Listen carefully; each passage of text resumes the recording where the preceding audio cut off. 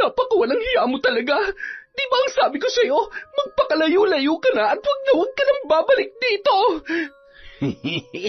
Sinunod ko naman yung gusto mo Nagkataon lang na gipit ako at ikaw lang ang makakatulong sa problema ko. Ang kapal naman talaga ng mukha mo. Alam mo, bago ka pa makita ni Stacy, umalis ka na. Bilis! Tatawagan na lamang kita o di kaya magkita na lang tayo ulit. Basta hindi dito at huwag gayon. Sige na, umalis ka na. Grabe ka naman. Sa tagal ng panahon na hindi tayo nagkita ipagtutulakan mo lang ako ngayon? Hindi naman yata pwede yun. Kailangan ko ng pera at baka sakaling kailangan mo rin ako. Mami, anong ibig sabihin nito? Siya na ba? Pwede ba umalis ka na lang? Relax. Ito na nga, aalis na. Hihintayin ko ang tawag mo, Sinundan ko ng masamang tingin ang lalaking kausap ni Mami nung mga oras na yon, bago ko binalikan ang aking ina na noon ay agad nang sumakay sa loob ng kotse. Mami, sandali, ano ba? Hindi mo ba talaga sasagutin ang tanong ko? Sino ba yung lalaking yun sa buhay mo? May relasyon ba kayo? May iba ka bang lalaki? Stacy, pwede ba? Marami na akong pinoproblema, kaya huwag ka nang dumagdag pa. Huwag ka na maraming tanong. Yung nakita mo, wala yung ibig sabihin. Wala kaming relasyon. Walang ibig sabihin? Hinalikan ka niya tapos sasabihin mo wala lang? Hindi ako titigil hanggat hindi ko nakukuha ang sagot na kailangan ko. Isa pa, hindi ko hayaan na lokohin mo si Dad. Yuck! How can you do this, Mom? Ilang ulit ko bang sasabihin? Wala kaming relasyon. Ang ibig sabihin ko wala na. At pinagsisihan ko ng lahat ng yon. Bahagi na lamang siya ng nakaraan ko. Ng isang pagkakamali na labis kong pinagsisihan sa tanang buhay ko. Ay, akala ko sapat na ang pera para manahimik siya. Ay, mahal ko ang dad mo at hindi ko kaya mawala siya sa akin. Ayoko masaktan siya at higit sa lahat, ayoko masira ang pamilya natin. Kaya kung ano man ang nakita at narinig mo kanina, pwede bang sa atin na lamang yun, anak? Pangako, aayusin ko to. Maliban sa isang gabing pagkakamali, wala naman na siyang ibang dahilan para guluhin tayo. Kaya pangako, anak, sisiguruhin ko na hinding-hindi na siya makakalapit pa sa akin at lalong-lalo na sa'yo. Hindi ang hampas lupang yun ang sisira sa pamilya natin at sisiguraduhin ko yan. Kung talagang wala kayong tinatago ng lalaking yon, bakit hindi niyo sabihin kay Dad ang panggugulo niya? He will surely forgive you at puprotektahan ka ni Dad against that man. Mas magiging complicated ang sitwasyon kapag si Dad pa mismo nakaalam ng katotohanan. Stacy, sabi ko naman sa'yo, ako na ang bahala. Basta gagawa ako ng paraan at nakikiusap ako. Hindi pwedeng malaman to ng Dad mo. Hindi ako papayag, Mommy. Kung hindi niyo kayang gawin, pues ako na mismo magsasabi sa kanya. Yan ang wag na wag mong gagawin. Para malaman mo, ikaw lamang ang pinuprotektahan ko. Kung ayaw mong mamalimos tayo sa kalsada, wag na wag mo akong pangungunahan, Stacy. Ako? Bakit pati ako? Kayo tong... Dahil hindi si Abner ang tatay mo. Ano? Mom, pwede ba huwag kayo nagbibiro ng ganyan? Anong hindi si Dad? Taon 2006, Quezon. Ang pagtatago ng katotohanan ay parang pagbubuhat ng palay. Akala mo madali, pero habang tumatagal, mas lalo itong bumibigat. Bawat kasinungalingan ay panibagong dagdag na pasanin. Kahit pilit mong itago, darating ang panahon na mabibigatan ka rin. Sabi nga, mas mabuti pang ibaba o aminin kesa habang buhay na pasanin. Magandang araw po. Itago niyo na lamang po ako sa pangalang Stacy. 40 taong gulang at kasalukuyang naninirahan dito sa Siquijor. Isa ko sa magiliw na taga-subaybay ng inyong YouTube channel at isang karangalan na maibahagi ko sa araw na ito ang aking karanasan. Hindi naging madali ang aking pinagdaanan, ngunit natitiyak ko na kapupulutan niyo ng aral. At maging babala na kailanman walang sikreto ang hindi nabubunyag. Anak, bunga ka ng isang malaking pagkakamali. Nung nakipagrelasyon ang daddy mo noon sa iba, gumanti ako. Nakipagrelasyon din ako kay Gimo. Dati ko siyang driver. Hindi ko inaasahan na magbubunga ang kataksilang yon. At napagtanto ko na lamang na mali ang ginawa ko. Alam ko na lalo lamang lalaki ang lamat ng relasyon namin kapag nalaman niyang hindi siyang ama ng pinagbubuntis ko. Kaya binayaran ko at pinalayo si Gimo. Ang totoo mong ama. Hindi. Mom, sabihin mo nagbibiro ka lang. Hindi ko matatanggap ang lalaking yun sa buhay ko. Hindi. Alam mo, Stacy, hindi naman mangyayari yan kung tutulungan mo ako eh. Kailangan mo lang akong tulungan na manatiling sikreto ang lahat ng to habang inaayos ko pa ang mga bagay-bagay. Sorry anak. Sana'y naiintindihan mo si Mommy. Hindi ko maintindihan ang mararamdaman ng mga oras na yon.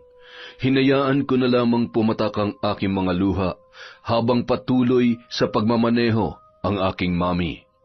Gusto kong magalit sa kanya at suwayin ang gusto niya, pero alam ko na ikakapahamak ko lamang yon. Nung makarating kami sa mansyon, agad kong nilapitan si Dad, na noon ay nakahiga sa sofa. Agad siyang bumangon at agad naman akong yumakap at humalik sa kanyang pisngi. Okay ka lang, anak? Bakit parang namumula yata ang mata ng prinsesa ko? Ano, ayos ka lang ba? Yes, Dad. I'm okay. Namiss ko lang po kayo.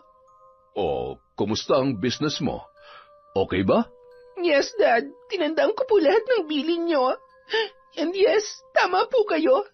Sa Maynila man o dito sa province, magiging magandang takbo na negosyo kapag planado at nariyan kayo para i-guide ako. Kayo ni Mommy. Mahal na mahal ko kayo, Dad. Mahal na mahal din kita, anak. Proud na proud ako sa iyo. Thank you, Dad.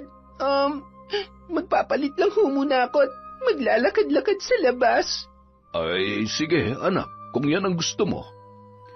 Isang matamis na ngiti ang itinugon ko sa aking ama bago ko tumalikod at muling nilingon si Mami at umakyat na sa hagdan papunta sa pangalawang palapag ng aming mansyon. Mababakas pa rin sa kanyang muka ang pagkabahala. Okay lang ba ang anak mo? Mukhang malungkot siya at pagod lamang yon. Naninibago sa dami ng kailangan niyang gawin. Alam mo naman, ganyan talaga kapag nagsisimula pa lamang. Mabutit nandito tayo para suportahan at tulungan siya. Lalo ka na, sobrang kailangan ka ng anak natin. Alam ko yon, kaya sisiguruhin ko na magiging mas magaling pa siyang negosyante kesa sa akin. Kanino pa ba naman siya magmamana, hindi ba? Nakatingin ako mula sa ikalawang palapag. Hindi ako makapaniwala kung gaano kagaling magpanggap si Mami sa kabila ng aking mga nalaman. I'm sorry, Dad, pero tama naman si Mommy. Hindi niyo pwedeng malaman ang totoo. Anak niyo ako at kahit anong mangyari, kayo at kayo lang ang dad ko. Wala nang iba. Pagkatapos noon, agad ako nagpalit ng damit. Habang nakaharap sa salamin ay napalingon ako nang biglang pumasok si Mami sa aking kwarto. Stacy, anak, salamat. Alam kong mahirap para sa'yo, pero alam ko rin na nauunawaan mo ko. Mahal na mahal kita. Ikaw ang dahilan, kaya mas minabuti kong, tama na, Mom. Huwag na lang natin pag-usapan. Ayoko nang isipin pa, dahil kahit kailan, hindi ko matatanggap na hindi ako totoong anak ni Dad. Hindi. Excuse me. Stacy, sandali. Kinakausap pa kita. Stacy! Kasalanan mo to, Gimo. Hindi ko hahayaan na masira ako, ang pamilya ko, ang buhay na meron kami ngayon. Kailangan na kitang patahimikin sa lalong madaling panahon. Sa tuwing ako ay napapagod at magulo ang isipan, 2 tao lang ang madalas kong nilalapitan. Mula nung umuwi kami sa probinsya, sila na ang madalas kong nakakausap at naging matalik kong kaibigan. Yun kasi ang isa sa mga madalas na sinasabi ni Dad. Maging mabait sa lahat ng mga tao na nagtatrabaho para sa amin. Bahagya muna kong umupo sa isang tabi habang tinatanaw si Teban at si Gina na may kung anong pinag-uusapan. Nakangiti akong pinagmamasdan ng dalawa nung mga sandaling yon. Ang sakit ng likod ko. Hindi bale, konti na lang naman.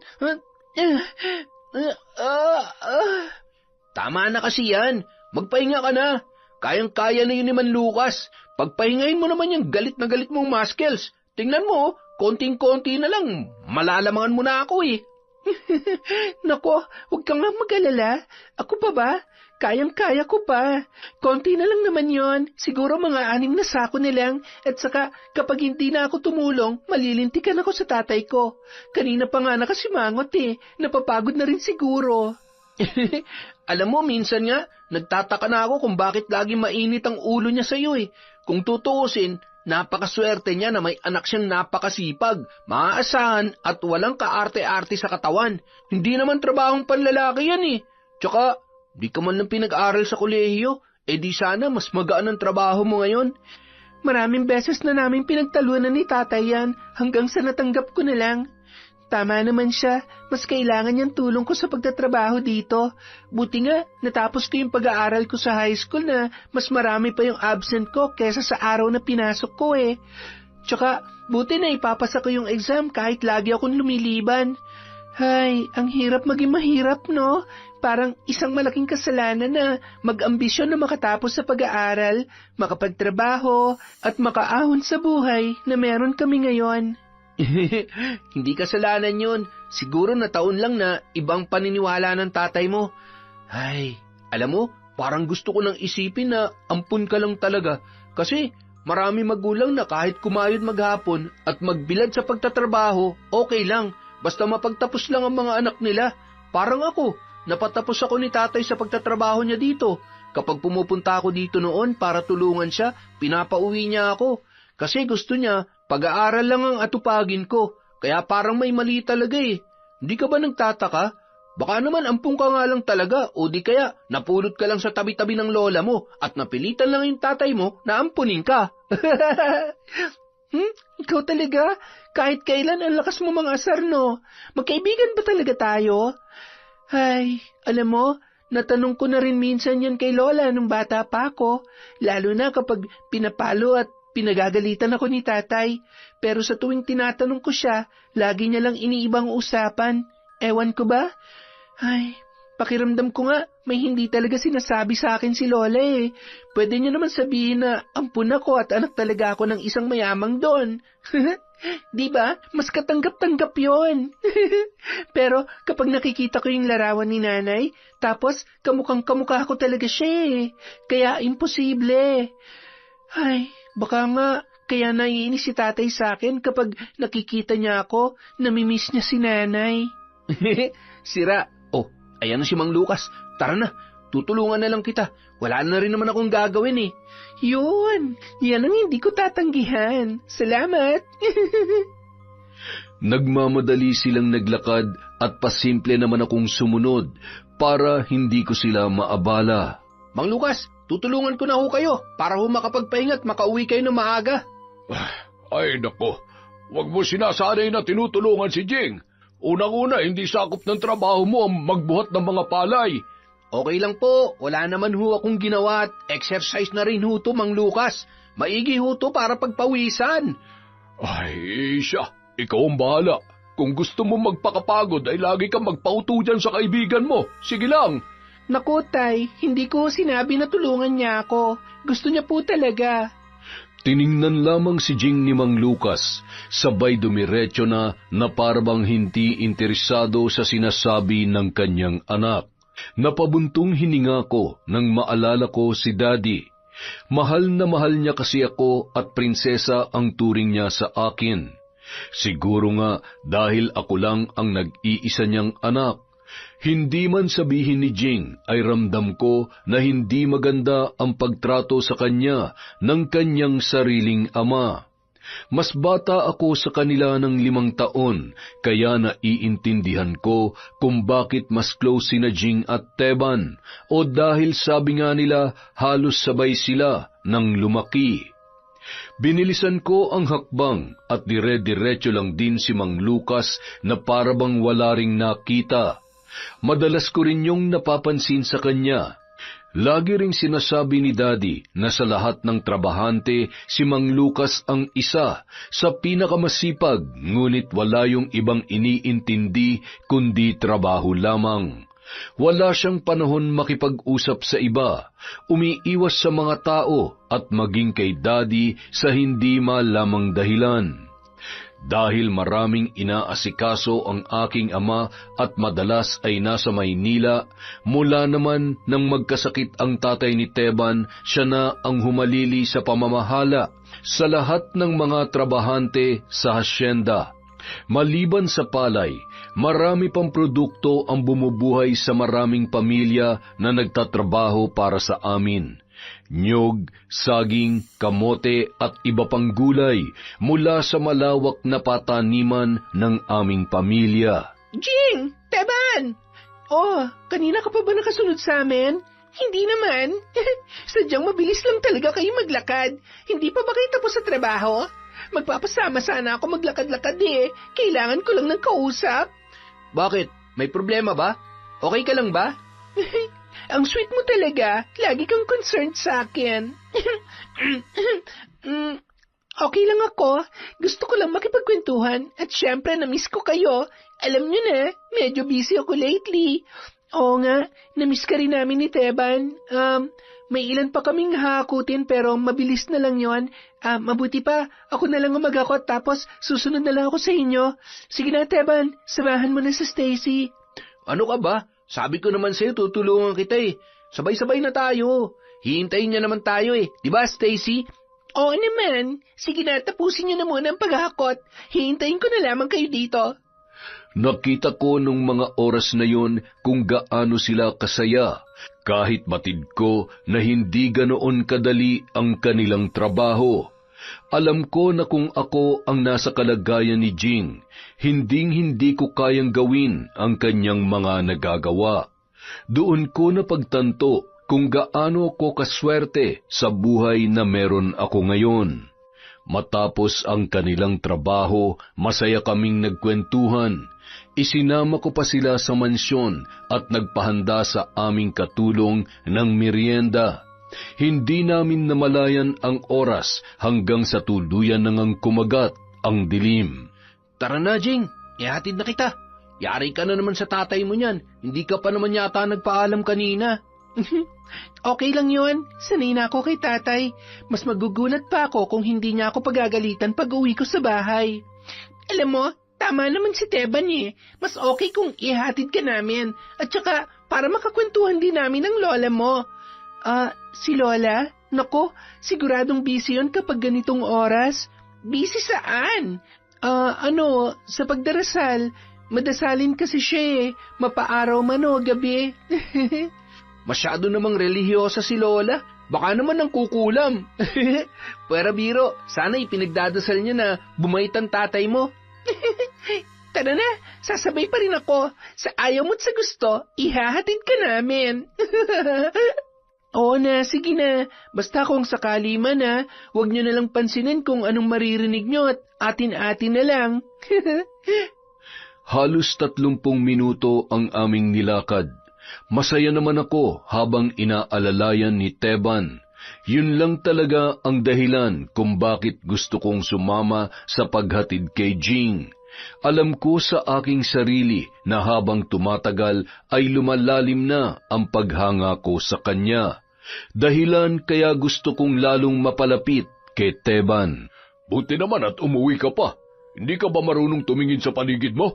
Ano, nagpapalibre ka na naman ng trabaho dito sa bahay? Nakikipagsabayan ka sa anak ng amo natin na mayaman, na kahit walang gawin at maglakwatsa lang, kakain ng higit 3 beses. Hindi ka mayaman, oy. Wala kang katulong dito.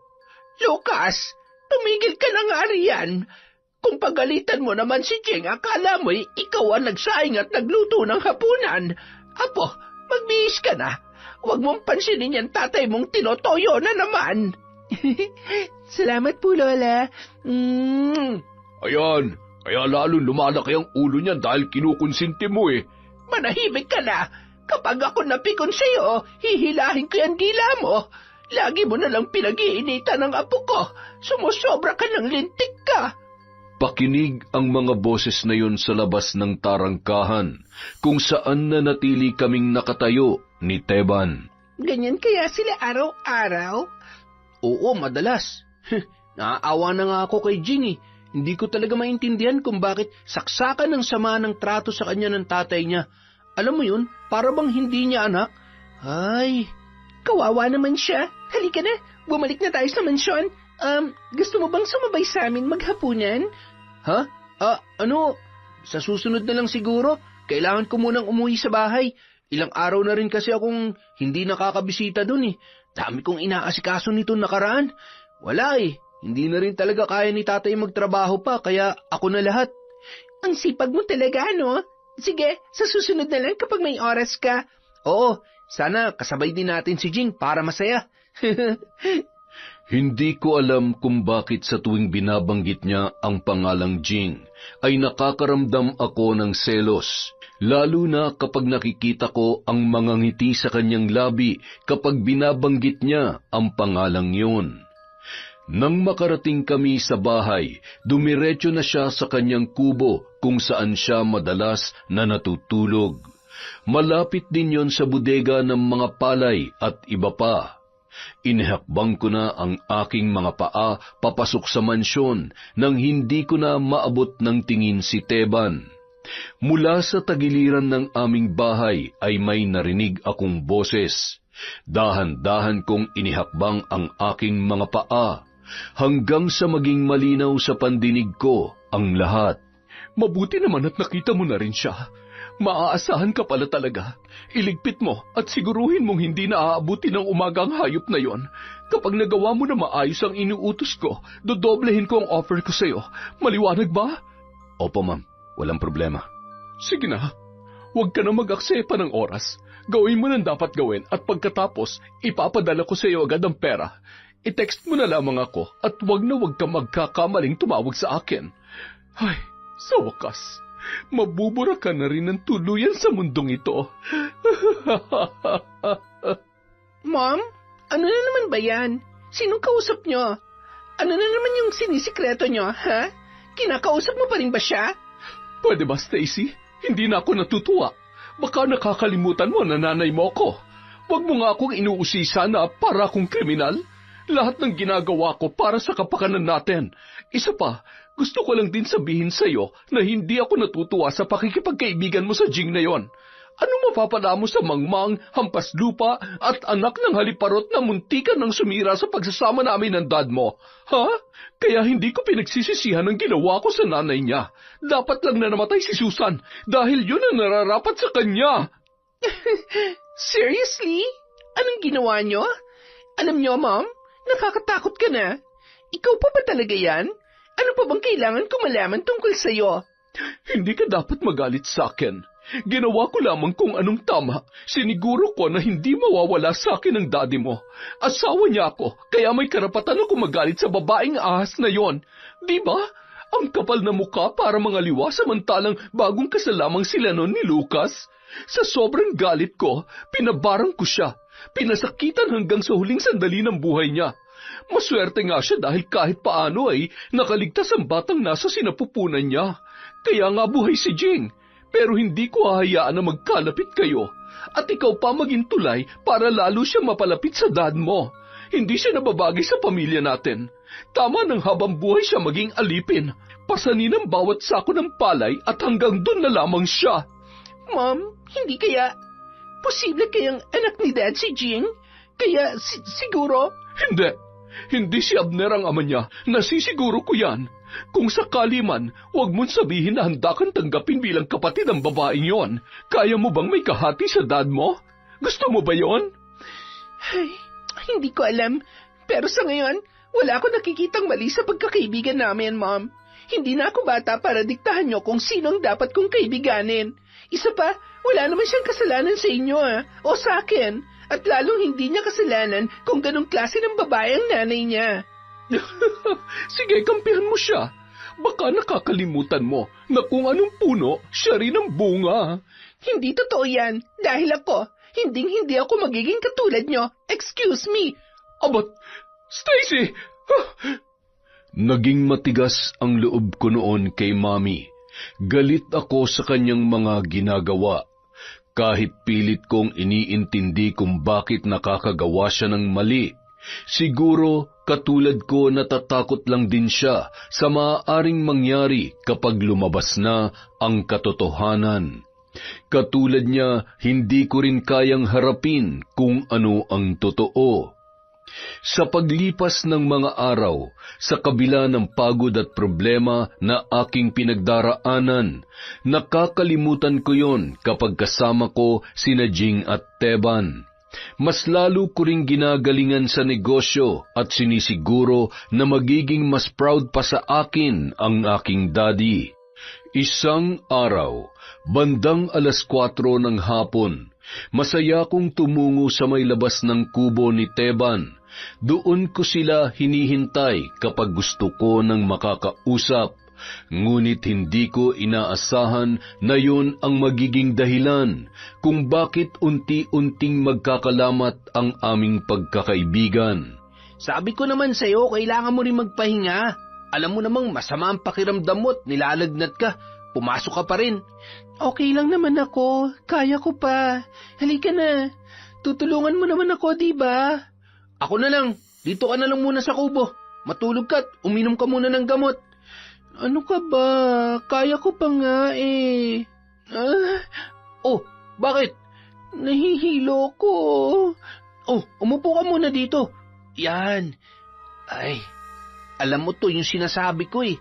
Kung makapagtrabaho ka, akala mo para kang kalabaw. Kung umasta ka, para kang lalaki na napakalakas at walang pakundangan. Pwede ka naman magtrabaho dito na mas magaan at kayang trabahuin ng babae. Pwede ring mag-apply ng trabaho sa bayan. Gusto mo ba talaga maging kargador sa tanang buhay mo? Ay, alam mo naman na ito na naging buhay ko eh. Isa pa, alam mo rin na kailangan kong sundin ang gusto ni tatay. Magagalit lang siya kapag sinuway ko siya. Bakit? Huwag mo nga akong tinitingnan na parang awang-awa ka sa akin. Pambihira ka naman eh. Okay lang ako. Hindi ka okay. Kinakaya mo lang, Jing.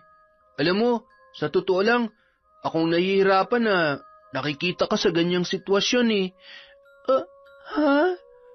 Jing, mahalaga ka sa akin. Nag-aalala ako sa'yo. Mas nahihirapan ako kapag nakikita ko na nagkakaganyan ka. Siyempre, best friend tayo, di ba? Ikaw talaga ang drama mo. Ha? Bakit? Mahal kita, Jing. At wala akong ibang gusto kundi ang mapabuti at nasa maayos kang kalagayan. Huwag mong ikulong ang buhay mo sa trabahon to dahil lang sa takot mo sa tatay mo. Ikaw pa rin ang magdedesisyon para sa sarili mo. At ako, nandito lang ako para samahan ka. Kaya huwag kang matakot. Hindi mo alam kung anong sinasabi mo. Hindi naman yung ganun kadali eh. Si tatay na lang at si lolang meron ako. Kahit ganun siya sa akin, tatay ko pa rin siya. Pamilya ko na lang ang meron ako. Kaya kahit ganito kahirap, magtitiis ako. Hindi pa rin naman ako nawawala ng pag-asa na darating ang araw na masasabi ni tatay na mahal niya ako eh. Na proud siya sa kasipagan ko. Mahigpit na niyakap ni Teban si Jing habang humahagulhol. Hindi awa ang naramdaman ko nung mga oras na yun, kundi selos. Napakuyom ako ng kamao sabay nagtago sa isang malaking puno. Para kung hindi makahinga sa sobrang sakit ng aking nararamdaman. Hindi ako makakapayag na makuha mo sa akin si Teban. Imposible namang hindi mo alam na gusto ko siya. Akin lang siya. At gagawin ko lahat para mapasakin siya. Hindi isang tulad mo magiging kahati ko sa pagmamahal niya. Mas karapat dapat akong mahalin kesa sa'yo. Nung mga sandaling yun, kitang-kita ko kung paano siya iginiya ni Teban papasok sa kubo para makapagpahinga. Hindi ko sila magawang lapitan nung mga oras na yun. Patakbo na lamang akong umalis pabalik sa mansyon. Tumungo ako sa kusina at nagbukas ng alak. Dinala ko yun sa hardin at doon ay mag-isa kong inubos ang boteng yun. Ma'am Stacy, lasing na ho kayo. Tama na ho yan. Baka ho mapagalitan kayo ng daddy ninyo. Ate, kaya nga umiinom, di ba? Malamang gusto ko magpakalasing. Tsaka, wala naman si daddy at si mommy ngayon eh. Nasa Maynila sila, kaya wala magagalit kahit ubusin ko pang lahat ng alak na meron tayo. Bakit naman ho kayo naglalasing? May problema po ba kayo? Wala. Ang saya-saya ko kaya. Kaya nga gusto kong uminom eh. Para i-celebrate tong sayang nararamdaman ko. Ay, ganyan na pala ngayon. Ayaw ko na lang palang maging masaya. Ay, sige po. Tawagin niyo na lang po ako kapag may kailangan kayo, ha? Matapos kong uminom ng alak ay hindi ko na napigilan pa ang aking sarili.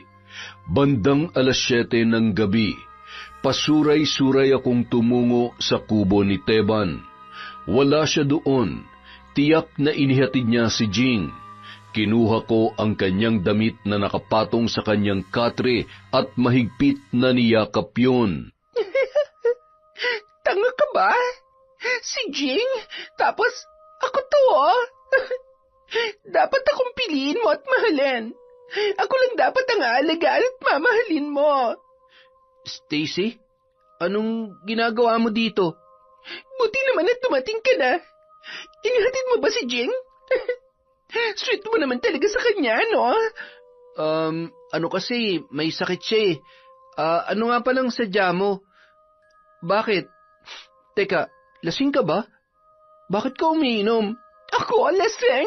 Hindi Pwede mo ba akong samahan ngayong gabi?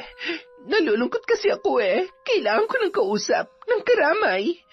Teban, gusto kong maramdaman na mahalaga rin ako sa'yo. Na mahal mo rin ako. Na kaya mo rin akong alagaan tulad ng pag-aalaga mo kay Jing. Please. Stacy, ano ba? Lasing ka. Alam ko kung anong gusto ko at kung anong ginagawa ko, Teban. Please, nagmamakaawa ako sa'yo. Huwag mo naman akong tanggihan. Stacy, kaibigan kita. Para na kapatid ang turing ko sa'yo eh. Malaking respeto ko sa'yo. Buti pa, umuwi ka na. Mag-usap na lang tayo kapag hindi ka nalasing. Ayoko. Gusto ko dito lang ako. Hindi ako uuwi. Mahal kita, Teban. Mahal kita. Sorry, Stacy. May mahal na akong iba eh. Noon pa man, mahal ko na si Jing. Mahal din naman kita pero hanggang magkaibigan lang tayo. Bakit? May mali ba sa akin, ha? Hindi ba ako kamahal-mahal? Bakit sa dinami-dami ng babae? Bakit siya pa? Bakit hindi na lang ako? Maganda naman ako, ha? Mayaman, matalino, at higit sa babaeng yon. I hate you. Pinagsusuntok ko siya sa dibdib habang umiiyak sa sama ng loob, hanggang sa hindi ko na namalayan na bumagsak na pala ako at hindi ko na alam kung ano ang sumunod na nangyari. Nang magising ako kinaumagahan, sobrang sakit ng aking ulo. Yaya, ang sakit ng ulo ko. Ay, ma'am, gising na po pala kayo. Ay, hindi. Panaginip lang to. Ay, anga. Ipagluto mo nga ako na may sabaw at ipagtimpla niyo ako ng kape. Bilisan mo. Ay, sandali nga pala. Paano ako nakauwi dito kagabi? Ayun po, kinarga kayo ni Pogi tapos tulog na tulog ho kayo. Bakit naman ho kasi gumala pa kayo pagkatapos ninyong uminom? Ano naman ngayon? Sige na, gawin mo na yung pinapagawa ko. Stupid. Stupid? Ano yun? Siguro, yun ang gusto niyang almusal. Bahala na nga. Magluto na lamang si Manang. Hay, ano kaya nangyayari kay Ma'am Stacy? Dati naman mabait siya at malambing. Ngayon, magkasing ugali na sila ng mami niya. Baka ipinasa na sa kanya yung sama ng ugali. Nung sumunod na araw, dumating na sina Mami at Daddy. Nasa silid lamang ako at nagmumukmok. Sabi ko naman sa'yo, ayaw mo kasi makinig. Ayan, hindi ba? Anong napala mo sa pakikipagkaibigan sa kanya? Pareho lang sila ng nanay niya, mga agaw. Magpapatalo ka ba? Hindi pa huli ang lahat. Sigurado magbabago pang isip ni Teban. Ay, siguro naman ngayon naniniwala ka na sa akin. Malabo na magbago pang isip ni Teban. Ay, kapag nagpumilit ako, mapapahiya lang ako. Kaya kailangan kong umisip ng ibang paraan para mapasakin siya. May nabangkit kayo tungkol sa mambabarang? Ano bang kaya nilang gawin? Matutulungan kaya ako nun sa problema ko, Mommy? Pero hindi naman kailangan pumatay. Sapat na sa akin yung pandirihan siya ni Teban. Alam mo, hindi may pagkakaila na anak nga kita. Parang kailan lang galit na galit ka sa mga nagawa ko. But now, sa tingin ko'y naiintindihan mo na ngayon. Anak, mas masakit pa dyan ang naramdaman ko noon. Kaya masisisi mo ba ako? Kahit gaano mo man subukan maging mabait sa mundong ito, susubukin at susubukin ka pa rin ng mga taong katulad ni Jing, katulad ng nanay niya. Nung sumunod na araw, tumungo ako sa silid ni Dad para siya ay gisingin. Umuwi rin kasing lasing yon mula sa kanyang mga kaibigan. Hindi ko inaasahan na makita ang hawak niyang larawan. Nanginginig ang kamay ko na dinampot yon. Kamukang-kamukha ni Jing ang babae na kasama niya sa larawang yon. Sa likod noon ay may nakasulat na taon. Ang sulat ni Daddy para sa kauna-unang babae na kanyang minahal. Doon ko napagtanto na hindi talaga si Mami ang unang babae sa kanyang buhay, kundi ang nanay ni Jing. Mas lalong lumakas ang aking hinala tungkol sa pagkatao ng dati kong kaibigan. Isang hapon, nakatanaw ako sa bintana. Nakita ko na magkausap sina Daddy at Jing. Para silang mag-ama na masayang nagkukwentuhan. Nakakatuwa kang bata ka, oh. Alam mo, sa tuwing nakakausap kita, naaalala kong kakulitan ng nanay mo. Aba, close po pala kayo ni Nanay. Ngayon ko lang po nalaman yan. Alam mo, sa totoo lang, wala kayong pinagkaiba ng nanay mo sa itsura, pananalita at kasipagan. Pero mas masipag ka. Ni minsan hindi ko nakitang nagbuhat ang nanay mo ng palay. Hanga ako sa lakas mo, iha. Bata pa lang po kasi ako. Sinanay na ako ni Tatay Lucas, kaya... Kung ako sana naging ama mo, hindi sana... Ho? Ano po yon? Ay, maswerte ang tatay mo at ikaw ang naging anak niya. At higit sa lahat, si Susan ang naging asawa niya. Sige na, baka naaabala na kita. Sa susunod na lang ulit tayo mag-usap. Kung pagod ka na, bukas naman. Kayang-kaya ko pa ho, sir. Hindi pa naman po nagre-reklamo tong muscles ko, eh. Noon ko lamang din nakita na sobrang saya ni Daddy. Iba yung halakhak at iba ang mga tingin niya kay Jing. Dahil doon, lalong nadagdagan ang galit at selos na aking nararamdaman. Anong tinatanaw mo dyan? Abat? I told you, Mom. Malakas ang hinala ko na. Huwag mo nang ituloy ang sasabihin mo kung alam mong hindi ko rin naman magugustuhan. Bakit? Natatakot kayo malaman ang totoo? O nagbubulag-bulagan lang kayo dahil hindi nyo kayang tanggapin? Hindi mo maamin sa sarili mo, Mom. Natulad ko, hindi tayo kayang mahalin ng taong mahal natin. Yun ba? Na posibleng si Jing ay bunga ng pagmamahalan ni Dad at Susan. Bakit hindi nyo sinabi sa akin na hindi naman talaga kayong babaeng dapat pakasalan ni Daddy? Na ipinagkasundo lamang kayo ng mga magulang ninyo? Tinanong ko si Dad at inamin niya sa akin ang totoo. Oo, pero hindi pa rin maaalis ang katotohanan na pinagtaksilan niya ako. Ang kasal ay kasal. Kahit nauna niya pang minahal yun, hindi yun mababago ng katotohanan na naging kabit siya. Malandi siya at sinira niya ang pagsasama namin ng tatay mo. Kung hindi dahil sa iyo, posibleng tuluyan na akong iniwan ng dad mo. I did everything to save our marriage at protektahan ng pamilya natin. Kaya wala pa rin akong pinagsisisihan sa lahat ng nangyari. At kung mapapatunayan ko na anak niya si Jing, hindi ako magdadalawang isip na isunod siya sa nanay niya. Pwede bang kumalma ka lang, Mom? Ibalato mo na siya sa akin. Kotang-kota na kayo sa impyerno sa dami ng nagawa niyong kasalanan. Mahirap naman na basta na lamang tayong kikilos na hindi natin alam ang buong katotohanan. Kaya ako mismo ang gagawa ng paraan. Pagkasabi noon, patakbo akong lumabas ng bahay para sundan si Jing. Oh, mabuti naman at magaling ka na rin. Kumusta? Namiss ka namin ni Teban. Talaga? Sinabi niya yon?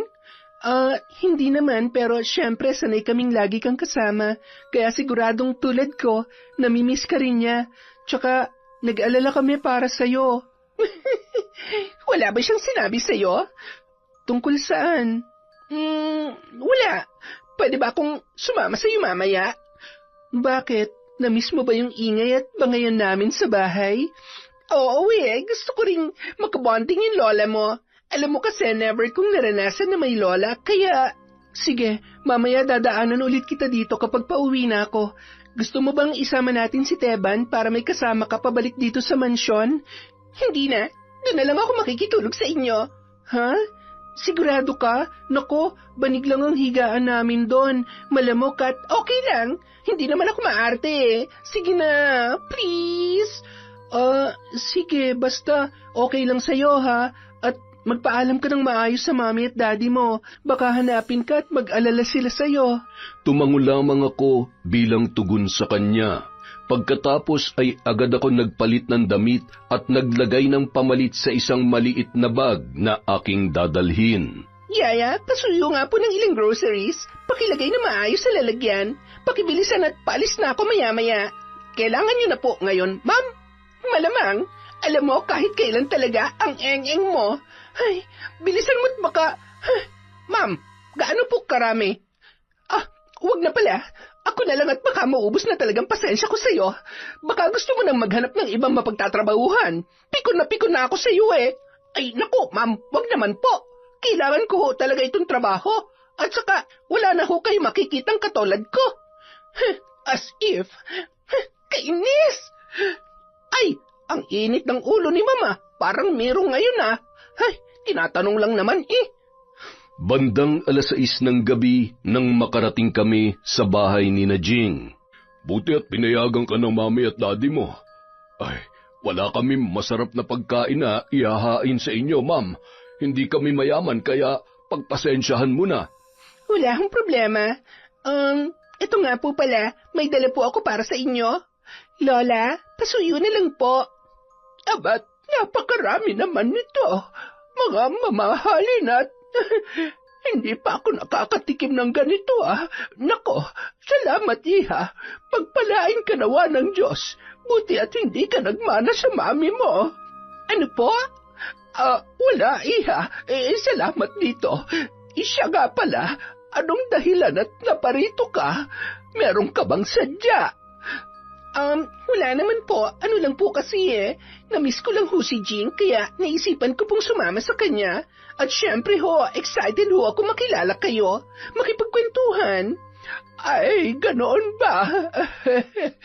Sinungaling. Manang-mana ka sa nanay mong mapagkunwari. Sigurado kung may malalim na dahilan ang pagpunta mo rito. Nababasa ko sa mga mata at kilos niya na hindi siya nagsasabi ng totoo. Kahit paano mangyari, hindi ko hahayaan na lumabas ang katotohanan. Bagay na alam kong ikapapahamak lamang ni Jing. Ayoko nang sapitin niya ang nangyari kay Susan. Hindi pa sapat ang aking lakas para kalabanin ang itim na kapangyarihan ni Minda. Batid ko na siya mambabarang na pumatay kay Susan. Bagay na hindi niya may tatago sa akin dahil nararamdaman ko ang lakas ng itim na kapangyarihan na bumabalot sa kanya. Lola, sino pong anak nyo? Si Aling Susan po ba o si Mang Lucas? Si Lucas? Bakit mo na itanong? Wala lang po. Hindi po magkamukha si Mang Lucas at Jing Kamukha niya po siguro ang nanay niya, no? Ay, oo. Kamukhang-kamukha nga. Sabi ko na nga ba't interesado siya sa pagkatao ng apo ko. Nararamdaman niya kaya na magkapatid sila? Ano na naman kaya ang pinaplano ng mga hayop na ito? Huwag niyong pakikialaman ang apo ko. Dahil hindi ko na kayo mapapatawad sa oras na maagrabyado siya. Kung kinakailangan kong tuluyang makipagkasundo sa dilim ay gagawin ko upang tuluyang harapin ang nanay mong itinatago sa maamong muka ang pagiging isang mambabarang. Bandang 10:00 ng gabi, pasimple akong bumangon habang mahimbing na silang natutulog. Agad kong binuksan ang isang album. Kumuha ko ng larawan na kakailanganin ko at dali-daling nilagay sa aking bulsa.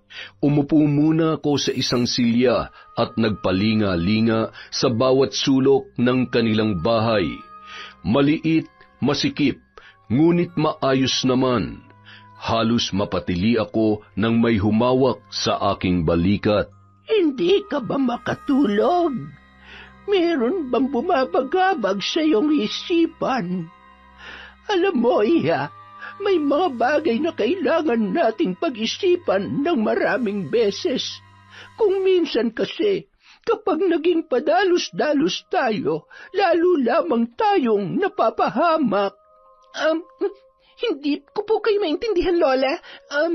Tara na po. Mahiga na po ulit tayo.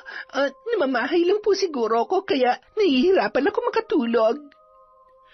Kinaumagahan, sabay kaming bumalik ng mansyon ng aking kaibigan na si Jing. Oh, magkasama pala kayo. Oo, alam mo naman yung kaibigan nating yon. Medyo makulit kaya pinagbigyan ko na at baka magtampo pa. Mukha namang nag-enjoy siya kausap si Lola kagabi. Nakatulog kasi ako agad eh. Siyempre, alam mo naman ako, pagod na pagod lagi. Wala naman siyang nabanggit sa'yo? Nabanggit tungkol saan? Wala. Tara na, magtrabaho na tayo. Jing, mahal na mahal kita ha. Alam mo, ang lakas ng trip mo. Ano na naman yan? Wala naman akong lagnat kaya wag mo na akong niloloko. Hindi ako nagbibiro. Nagsasabi ako ng totoo. Mahal kita. Mahal na mahal. Ay, Teban naman eh. Susuntukin kita dyan makita mo. Tingnan mo nga itsura ko. Mukha ba akong kamahal-mahal sa part na to? Mas lalaki pa nga akong tingnan kesa sa'yo eh. Samantala, nung mga oras na yon, masinsinan ko namang inabot kay Mami ang isang larawan. Oh, para saan to? Hindi ba't yun ang kailangan para maipabarang ko si Jing? Ipakilala niyo na ako sa mambabarang na sinasabi niyo sa lalong madaling panahon. Ay, gusto mo ba talaga siyang makilala? Alam niyo, nahawa na kayo ni Yaya. Kasasabi ko lang, di ba? Hindi mo na kailangan lumayo pa dahil ako mismong hinahanap mo. Panahon na para aminin ko sa iyong totoo. May alam ako sa pambabarang dahil minana ko to sa lola mo. Isa siya sa pinakamalakas na mambabarang sa Sikihor. Bago siya namatay, ipinamana niya sa akin ang aklat ng karunungan at mga gamit sa pambabarang. Inaral ko yon nang lokohin ako ng una kong kasintahan. Ang una kong pinatay sa pamamagitan ng barang, gayon din ang babaeng ipinalit niya sa akin. Pagkatapos ay muli ko yung ginawa kay Susan nang malaman ko na patuloy pa rin ang pakikipagrelasyon niya sa daddy mo. At ngayon, handa kong gamitin ulit ang aking kapangyarihan para tulungan ka. Hindi tayo dapat saktan at payakin ng kahit na sino man. Kamatayan ang kapalit ng bawat patak ng ating luha. Isinusumpa ko yan. Mas lalong lumakas ang loob ko nang malaman na isa palang mambabarang si Mami. Batid ko na matutulungan niya ako sa mga nais kong mangyari at hindi nga ako nagkamali. Ilang araw lamang ang lumipas, hindi na nakapasok pa sa trabaho si Jing. Ang sabi ni Mang Lucas, hindi raw yun makalakad at sugat-sugat ang buong katawan. Nanghihina at hindi bumababa ang lagnat kahit ano pa ang ipainom na gamot. Lola, hindi ko na po kaya. Nahihirapan na po ako. Batid ko na isang mambabarang ang may kagagawan nito sa iyo. Ang mambabarang na tumapos sa iyong ina. Tatagan mo ang loob mo, Apo. Huwag ka magpapatalo sa sakit na nararamdaman mo ngayon. Hayop sila. Hindi na ako makakapayag na pati ikaw ay masasaktan niya. Nagpadala ako sa galit kay Susan noon, kaya wala akong ginawa para siya ay gumaling. Hindi ko nahahayaang mangyari ulit yon. Tutulungan kita, Apo. Gagaling ka, pangako yan. At kapag magaling ka na, mas mabuti pang malaman mo na ang katotohanan at nang may kalagyan ang mag-inang yon. Natitiyak kong sila lamang ang may motibo sa iyo para gawin ito.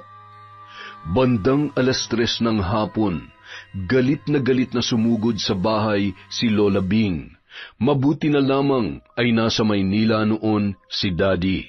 Lumabas kayo dyan, mga duwag! Lola, ano hong ginagawa niyo dito? Kumalma ho kayo.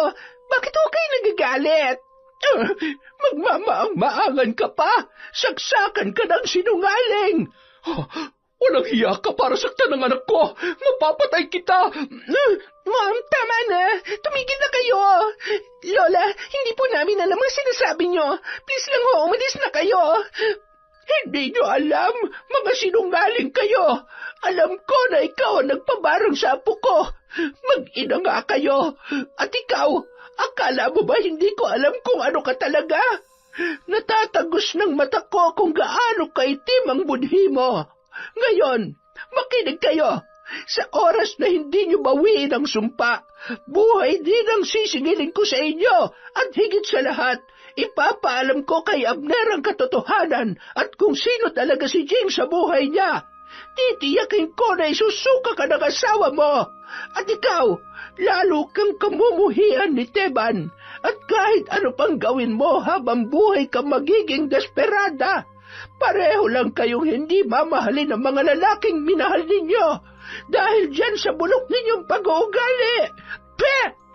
Galit na umalis si Lola Bing habang hindi naman namin malaman ni Mami kung ano ang gagawin. Naroon ang ilang mga kasambahay na nakatingin na parabang punong-puno ng panghuhusga sa aming mag-ina. Itikom niyo yung mga bibig niyo kung gusto niyo pang magtagal sa trabaho. Huwag niyong sasabihin sa sir niyo kung ano man ang narinig o nalaman niyo. Bumalik na kayo sa trabaho, mga chismosa, buwisit! Anong gagawin natin, Mommy?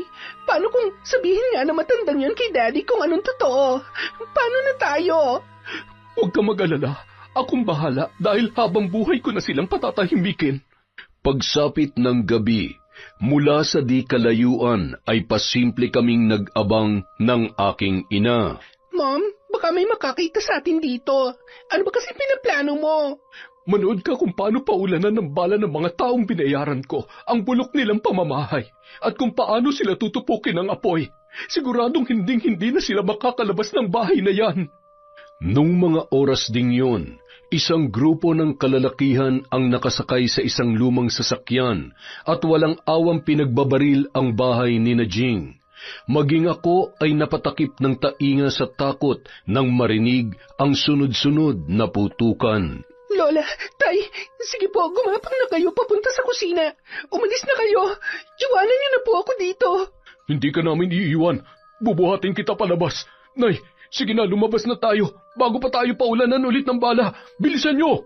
Wala talagang puso ang Minda na yon. Siguradong siyang may kagagawan nito. Kailangan natin makatakas. Siguradong papatayin nila tayo. Sige na, umalis na kayo. Mag-iingat kayo at magpakalayo-layo. Hetong pera, kailangan nyo yan. Sige na.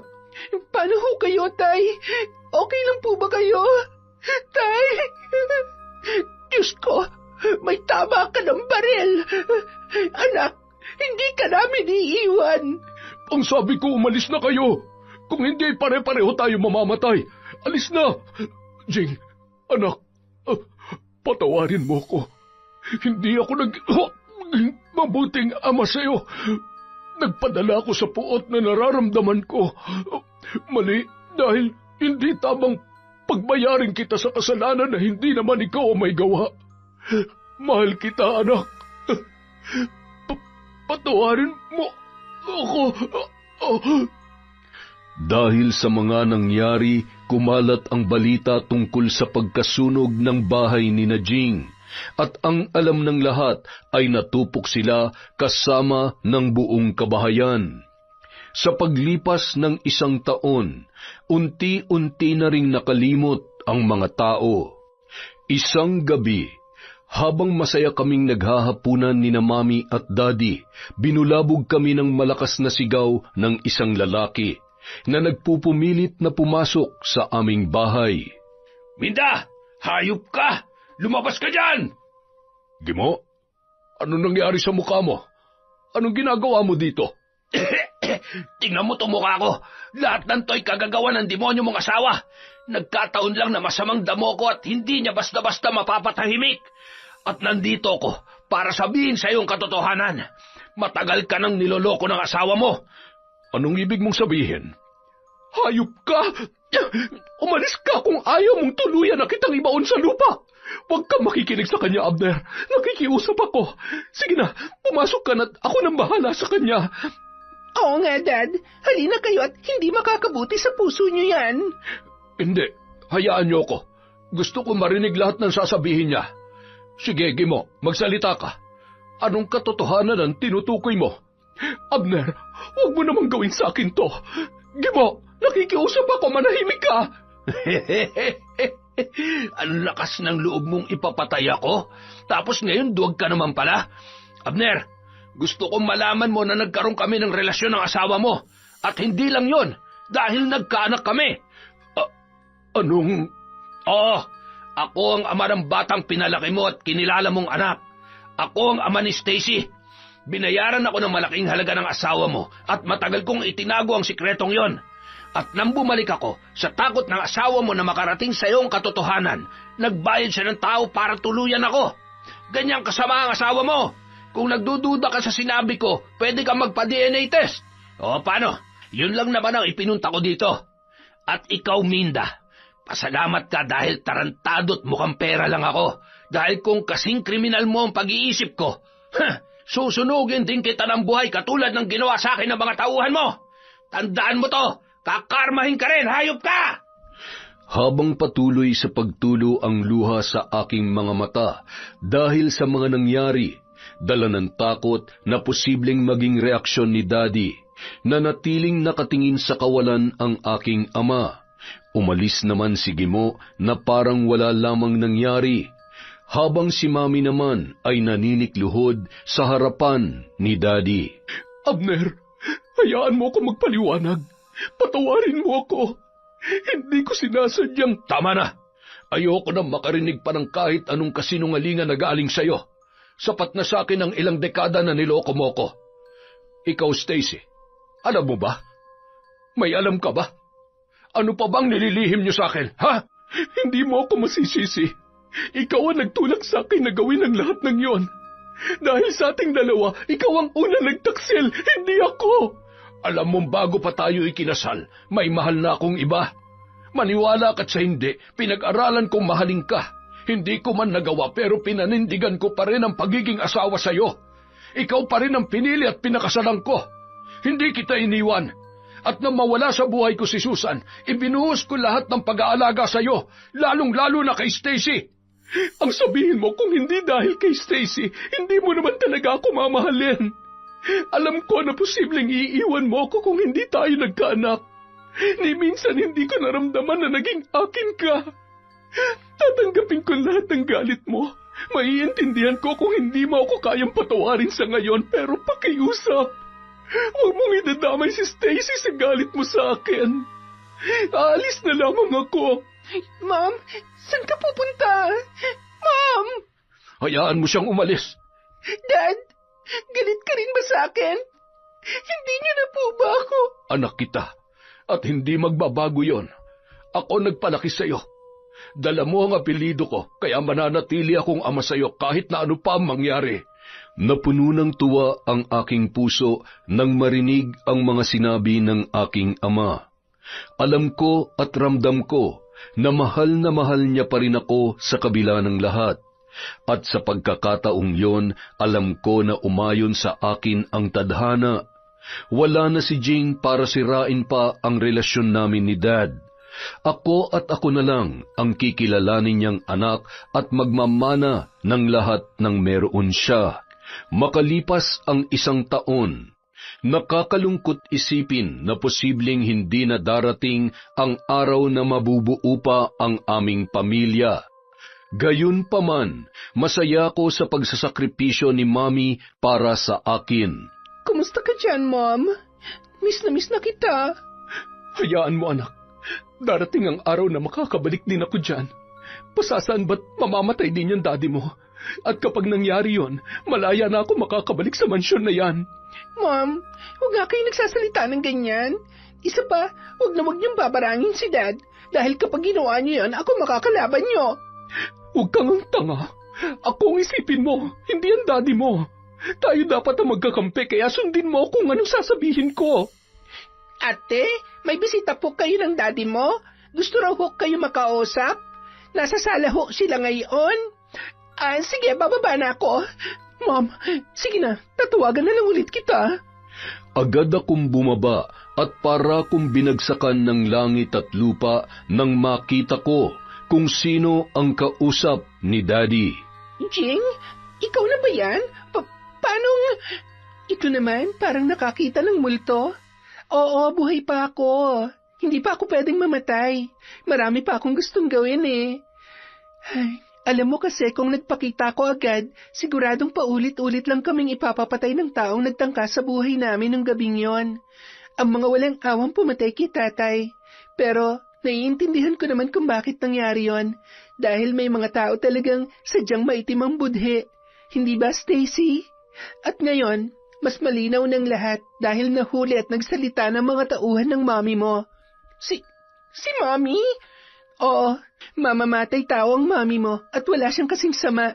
Palihim kaming humingi ng tulong sa daddy mo dahil wala namang kaming ibang malalapitan. Hanggang sa isa pang katotohanan ang lalong nag-ugnay sa akin. Ang daddy mo, siya ang totoo kong tatay. Pasensya na kung inilihim ko muna sa iyo to, Stacy. Gusto ko lang makasiguro na hindi matatakasan ng mami mo ang mga kasalanang nagawa niya. Dad, ngayong nandito na ang anak niyo. Siguro panahon na para... Hindi ka aalis. Sabi ko naman sa iyo, anak kita, hindi ba? Magkapatid kayo kahit anong mangyari. At wala akong ibang gusto kundi ang magkasundo kayo. Magkaibigan naman kayo dati kaya hindi na magiging mahirap na pakisamahan niyo ang isa't isa. Agad kong niyakap si Jing, sabay na pahagulhol sa kanyang harapan. Sorry, ako nang humihingi ng tawad sa lahat na nagawa ni Mami sa inyo. Patawad.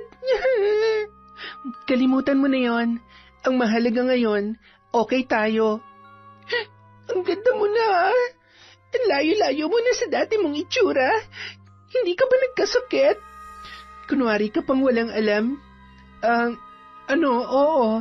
Hindi ko nga alam kung napano ko eh. Akala ko nga, hindi na ako gagaling sa tindi ng ginawa ng mambabarang sa akin. Hindi naman siguro ikaw yon. Hindi rin naman siguro ang nanay mo. Sa tingin mo. Biro lang. Kalimutan mo na yan. Ang importante, magaling na ako. Bahala na ang karmang maningil sa mambabarang na yon. Habang kami ay nag-uusap, siya namang pagdating ni Teban. Mahigpit na niyakap ng lalaki si Jing. Siguro naman hindi ka na magpapakalayo-layo pa ulit. Hindi na namin kailangan dumayo pa ni Sir Abner para lang makita at makausap ka. Ikaw naman, masyado mo naman ako laging namimiss. Huwag ka mag-alala. Kapag kasal na tayo, mananawa ka na sa mukha ko. Asikasuhin niyo na ang kasal na yan. Nasa wastong edad naman na kayo at hindi na ako tututol pa. Alam ko namang mahal na mahal niyo ang isa't isa.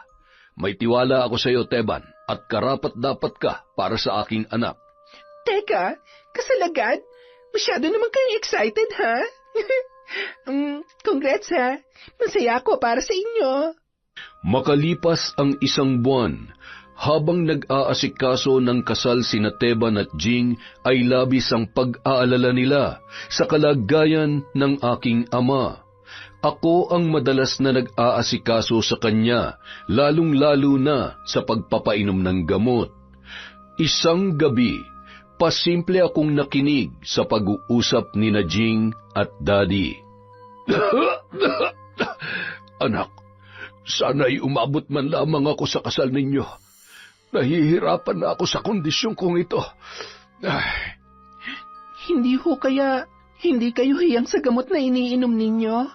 Bakit ho kasi mas lalo kayong nanghihina? Hindi naman ho sa pinag-iisipan ko ng masama si Stacy pero hindi po imposible. Lalo na kung hanggang sa ngayon ay lagi pa rin yan nakakausap ang mami niya. Alam niyo naman ho kung paano mag-isip yon. At kayang-kaya niyang paikutin ang sarili niyang anak. Tama ka. Sige, gawin mo kung anong nararapat. Salamat po, Dad. Bukas na bukas din, patitingnan ulit kita at ipasusuri ko ang lahat ng gamot na pinapainom sa inyo ni Stacy. Napakapakialamera mo talaga. Hindi maaari. Kapag nagkataon, magsasama kami ni Mami sa kulungan. Ayoko nun, hindi pwede. Kailangan ko lang umalis dito bago pa nila ako mabuking. Humanda ka sa akin. Hayop ka talaga. Lahat na lang inaagaw mo sa akin.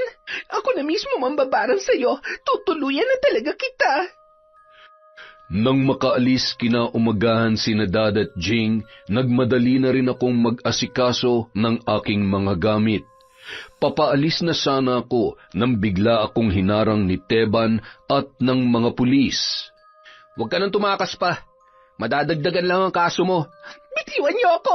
Hindi niyo ako pwedeng ikulong. Mga walang hiya kayo. Teban, tulungan mo ako. Kinabukasan, nagulat na lamang ako nang puntahan ako ni Jing sa kulungan. Paano mo nagawa yun? Wala kang utang na loob. Masyado kang makasarili. Napakasama mo. Ako pa makasarili?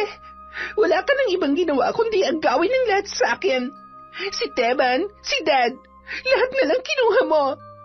Wala akong kinukuha sa'yo dahil lahat ng meron ka, akin yon. Matagal ka nang nakinabang, hindi ka pa rin nakontento. Isa pa, wala naman akong binabawi sa'yo Kahit alam ko na ang totoo, kung napatunayan ko na wala ka namang ginawa kay Dad, hindi kita ipapakulong. Kahit pa alam ko na magkasabat kayo ng mami mo sa pambabarang sa akin noon. Hindi ba? Oo, yan bang gusto mo marinig? At paulit-ulit kitang ipapabarang hanggang sa mamatay ka. Sige, gawin mo. Ngayon pa ba ako matatakot sa'yo? Tandaan mo, ano man ang gawin mong kasamaan laban sa akin, hindi ka magtatagumpay. Bitter? Nakakaawa ka, desperada. Ilang taon ang lumipas hanggang sa magkaroon na ako ng pagkakataon na takasan ang aking kasalanan. Nagpanggap akong baliw kaya nadala ko sa isang mental institution hanggang sa makatakas ako at naghanap ng pagkakataon na bumangon at gumanting muli kay Jing. Pagsapit ng araw na yon, huli na ang lahat dahil kasal na sila ni Teban. Nakita ko kung gaano sila kasaya habang nagdadalang tao na ang aking karibal.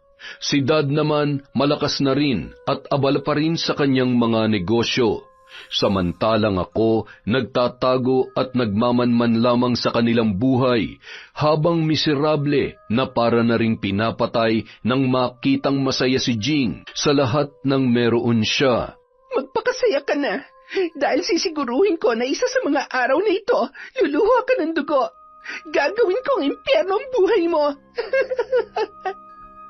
Isang araw, habang suot ko ang uniforme ng nurse at dumiretso sa isang silid sa ospital kung saan naroon ang mga bagong silang na sanggol, nakangising nilapitan ko ang mahimbing na natutulog na anak ni Teban at Jing. Matagumpay kong nakuha ang bata. Dinala ko yon sa malayong probinsya at doon ay sinubukan kong mamuhay ng payapa kasama ang bata na akala ko ay kamumuhian ko habang buhay. Ngunit ang batang yon ang nagturo sa akin ng totoong pagmamahal. Ngunit sadyang mapagbiro ang tadhana kung kailan natuto na akong makontento sa buhay na meron kami ng aking anak, saka naman ako dinapuan ng napakaraming sakit na wala ng lunas. Alam ko sa aking sarili na ako ay binabarang dahil sa mga bangungot na gabi-gabing dumadalaw sa akin. Gabi-gabi kong naririnig ang hinagpis ng isang ina na nawalay sa kanyang anak. Habang nagsusulat si Jeya na noon ay nasa 7 taong gulang na, ay tinawag ko siya. Anak, Kung sakaling hindi talaga ako ang nanay mo at bibigyan ka ng pagkakataon na bumalik sa tunay mong mga magulang, babalik ka ba? Sumagot siya na ako lamang ang kanyang ina. Ngunit kung sakali daw ay papayag siya, pero dapat kasama pa rin ako. Mahal na mahal ako ng batang yon. Pangarap niya na maging doktor at siya raw ang magbibigay lunas sa aking karamdaman. Mahal na mahal ka rin ni nanay. Sana mapatawad mo ako sa lahat ng mga kasalanan ko. Kasalanan? Ano po yun? Hindi ko na nagawang sagutin ang kanyang katanungan at mahigpit ko na lamang siyang niyakap. Nay, dumudugo po ang ilong ninyo. Ano po mga yan? Bakit po napakaraming bulate? Nanay, ang mga sugat niyo may mga lumalabas pong insekto. Ano pong gagawin natin? Hindi talaga nila ako titigilan hanggat hindi kita na ibabalik sa kanila. Hindi ako ang tunay mong ina. Inilayo lang kita sa totoo mong mga magulang. Nay, wag po. Hindi po totoo yan. Hindi niyo po ba ako mahal? Gusto niyo lang po ba akong ipamigay dahil may sakit kayo? Kaya ko po kayong alagaan. Ayoko po magkahiwalay tayo. Gusto ko pang makitang lumaki ka at magtagumpay sa buhay, anak. Kaya kahit masakit, kailangan kitang ibalik. Patawarin mo ako. Sumuko ako sa mga kapulisan at ng araw ding yon, ipinahatid ko ang aking anak sa mga totoo niyang magulang. Habang nasa 4 na sulok ng selda, hindi yung sakit ko ang papatay sa akin, kundi ang sakit ng mawalay kay Jeya. At hindi ko rin alam na yung anak ko pala mismo ang magliligtas sa akin at magbibigay ng isa pang pagkakataon para maituwid ang aking mga pagkakamali. Nakikiusap po ako. Alam ko ba't yung ginawa ni nanay, pero hindi niya naman po ako sinaktan. Minahal niya po ako. Please po, huwag niyo na po siyang ipakulong. Mommy, Daddy, please. Nandito naman na po ako at hindi na po ako mawawala sa inyo. Patawarin niyo na po siya. Anak, hindi madali ang hinihingi mo dahil sa sobrang sakit na pinaranas niya sa akin nang kinuha ka niya. Halos mabaliw ako noon. Halos ikamatay namin ng daddy mo, pero kung yan ang magpapasaya sa'yo, kaya kong magpatawad. Basta ipangako mo na hinding-hindi ka na mawawala pa kay Mommy. Mahal na mahal ka namin, anak. Walang mapaglagyan ng tuwa sa puso namin. Sa wakas kasama ka na namin. Babawi kami sa'yo. Pangako yan. Pwede ko bang mayakap ang aking apo? Napakaganda mong bata. Makalipas ang 1 buwan, agad rin akong nakalaya. Ngunit hindi ko maaaring lapitan si Jeya. Unti-unti na ring nanunumbalik ang aking lakas at naghilom na ang aking mga sugat. Humanap ako ng trabaho at hindi ko inaasahan na muling magtatagpo ang landas namin ng tunay kong ama. Stacy, ikaw ba yan? Ano nangyari sa'yo? Anong ginagawa mo dito? Sa inyo po ba itong pwesto sa palengke? Oo, ito na ang kabuhayan ko ngayon. Pwede niyo po ba akong kuning katulong dito? Kailangan ko lamang po ng trabaho. Ano ba nangyari? Huwag mong sabihin na itinakwil ka ng pinakamamahal mong daddy. At yung mami mo, nasaan na? Nabulok na ba sa kulungan? Wala na ho akong balita sa kanya. Kalalaya ko lang din po sa kulungan. Ikukwento ko na lamang ho sa inyong lahat. Sa ngayon, baka sakali hong pagbigyan niyo ako. Tay, sige na po. Ay, Isa, matatanggihan ba naman kita? Kahit anong mangyari, anak pa rin kita. Hindi nga lang ako kasing yaman ng Daddy Abner mo, pero kung nasa poder kita, kahit papano ay kakain ka naman ng 3 beses sa isang araw. Sapat naman na siguro yon. Maupo ka muna dyan at ikwento mo mga nangyari.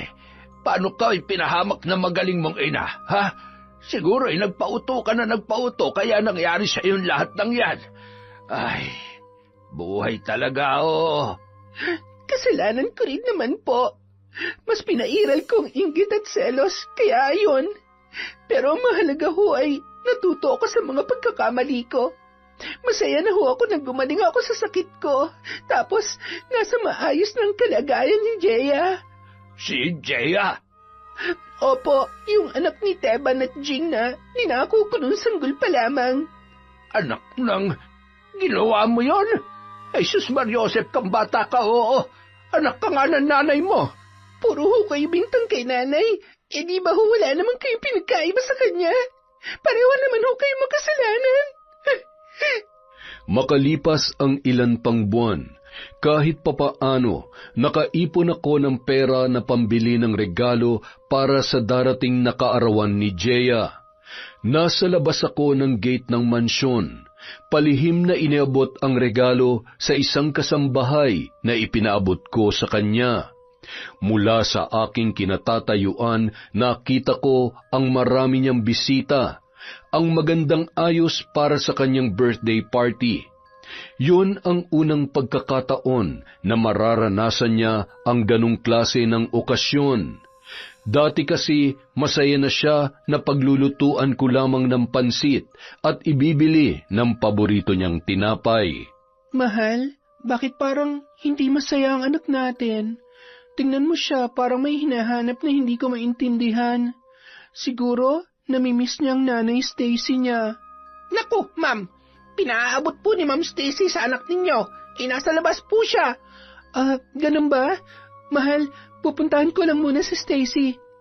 Habang nakangiti at nakatanaw, napansin ko ang papalapit na si Jing.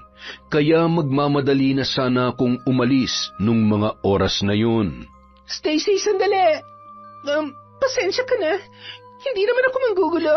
Gusto ko lang makita si Jeya at iabot yung regalo ko. Sige, aalis na ako. Bakit ka naman aalis? Pwede ka naman pumasok. Alam mo, bilang nanay, mas mahalaga sa akin ang kasiyahan ng anak ko kaysa sa ano paman. Mula ngayon, pinapayagan na kitang lapitan siya at dalawin siya paminsan-minsan. Talaga? Salamat. Napakabait mo talaga, Jing. Sa kabila ng lahat, napakabuti mo pa rin sa akin. Hindi ko ginagawa to para sa'yo. Para sa anak ko lang. Mahal ka niya at kahit anong mangyari, naging mabuti ka pa rin ina sa kanya. Ninakaw mo man siya sa akin ng ilang taon. Sa panahon na ako dapat ang nag-aalaga sa kanya, pero hindi na natin maibabalik pa yon. Sana lang tuluyan ka na magbago at huwag mong sayangin ang kalayaan na meron ka ngayon. Huwag mo na ulit pagsasamantalahan ng pamilya ko dahil kapag nangyari yon, hindi ka na ulit makakabangon pa. Iginiya niya ako palapit kay Jeya na noon ay napahagulhol nang ako ay makita at mahigpit na yumakap sa akin ang bata. Anak, kumusta ka? Maayos naman po ako, nanay. Mahal na mahal din po nila ako, pero syempre po, kapag naiisip ko kayo, nalulungkot ako. Mommy, Daddy, Lolo, thank you po kasi hinayaan niyo po makita ko ulit si nanay. Sana po, wag na po kayo magalit sa kanya. Nag-promise na po siya na magbabait na po. Mabuti naman kung ganon. Huwag ka mag-alala, apo ko. Alam ko na dahil sa'yo, magiging maayos na ang lahat. Masaya ako na dahil sa'yo natuto ang nanay Stacy mo sa lahat ng mga pagkakamali niya sa buhay. Yun na yata ang pinakamasayang araw ng aking buhay. Lalo na nang muli kong maramdaman ang yakap ni Daddy. Sa kabila ng mga kasalanan ko sa kanila, hindi pa rin pala nagbabago ang pagmamahal niya sa akin. Siya pa rin ang aking ama na nagpalaki sa akin. Napalingon kami sa huling mga bisita na dumating nung araw na yun. Si Lola Bing at may kasama yung matanda na halos kasing edaran lamang niya. Nakaramdam pa ko ng takot nang magtagpo ang aming mga mata. Sabay umirap siya sa akin. Bakit kayo nag-imbita ng sa birthday ng apo ko? Baka mamaya ay manuklaw yan. Lola, wag na ho nating balikan ang mga bagay na yan. Siya nga pala, bakit ngayon lang kayo? Siyempre naman, kapag bagong kasal medyo busy. Kararating nga lang namin galing sa aming honeymoon Hindi ba, Panoy? Ano yun? Hindi kita marinig. Masyado maingay ang mga bata. Ay, nag-asawa pa po pala kayo? Ano naman ngayon?